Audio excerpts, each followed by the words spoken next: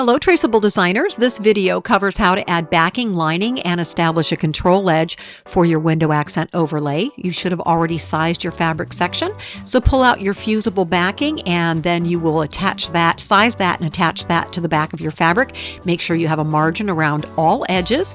So using a dry iron, no steam, start in the center with a sweeping motion out to the side until the backing has completely attached to the back of your fabric section.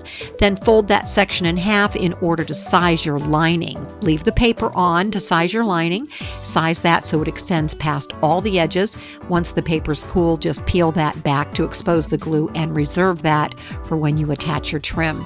Your lining should extend past all of the edges, and again, using a sweeping motion center out, you'll attach your lining.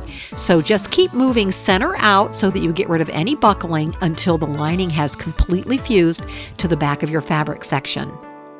For this example, we're working with fabric with a print and we're going to look for placement for the overlay. You need to leave plenty of excess fabric, at least about 2 inches above of fused fabric.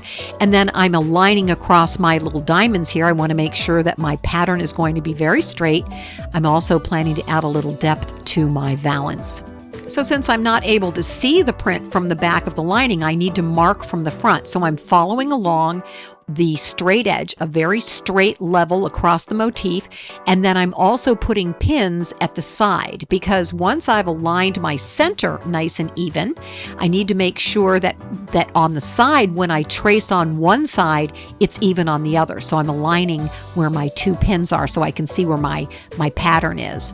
So now to establish my control edge, which is the top edge of the form where I'll be tracing.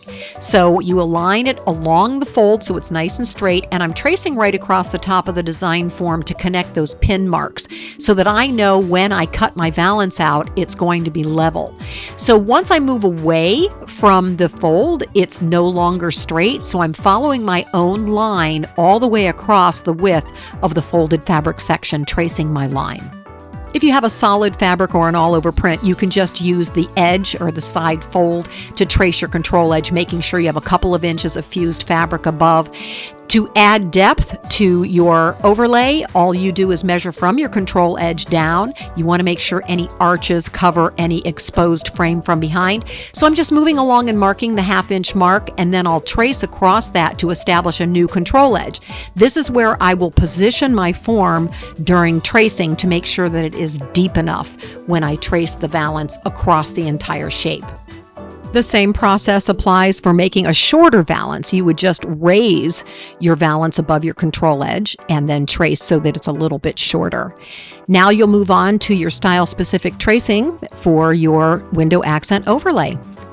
Beyond the Valance is powered by TraceFit, a patented slide and trace system for making custom window accents with ease.